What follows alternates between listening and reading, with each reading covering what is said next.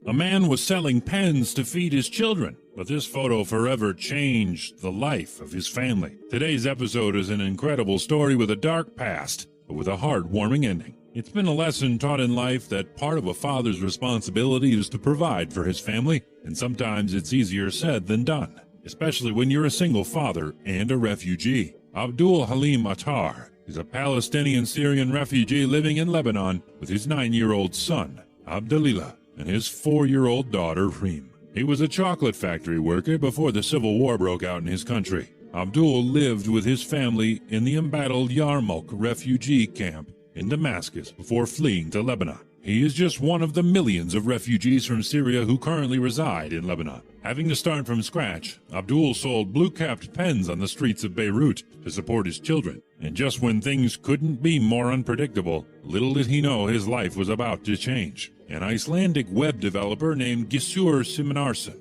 saw Abdul selling the pens, and while carrying his tired daughter around, Gissur became emotional and at the same time felt inspired by Abdul's determination to take care of his family. Gissur took pictures of him and tweeted them out to his followers. The image of a distressed-looking dad trying to make money to survive struck a chord online and became viral. As shown by the tens of thousands of times Gissur's photos have been shared. A few hours after publishing his original tweet, Gissur got a lot of requests to help this man and his daughter. The photo touched the heart of many netizens who then decided to offer help.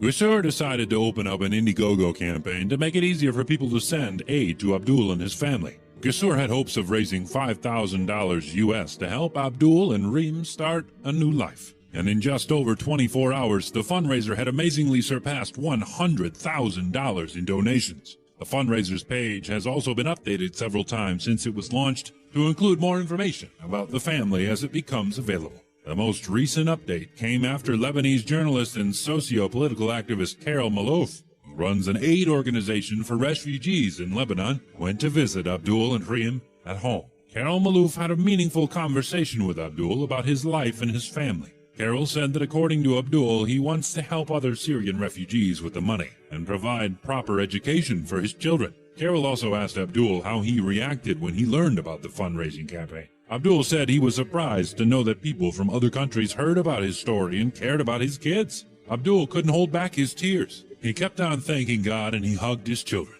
Abdul also mentioned he's hoping to go back to Syria and for things to go back to the way they were. While Abdul has been busy dealing with the surge of attention that comes with going viral, Abdul said that his top priority is sending Reem and her brother, Abdulillah, to school. So far, Abdul has only received 40% of the donations, but he's been able to do so much with what he's been given. According to the updates from the campaign, he has moved his family from one bedroom they shared to a more spacious 2-bedroom apartment and owns a kebab shop, restaurant, and 2 bakeries, where he employs 16 other Syrian refugees. His children also go to school now. Not only did his life change, but also the lives of his children and the lives of Syrian people whom he helped. Stories of poverty and hardship are not uncommon for the millions of refugees around the world, particularly from the wave of refugees fleeing Syria. In Lebanon alone, there are 1.3 million registered refugees from Syria, and most of them struggle to find work. And Abdul sure is a blessing to his fellow men, even in his own small way.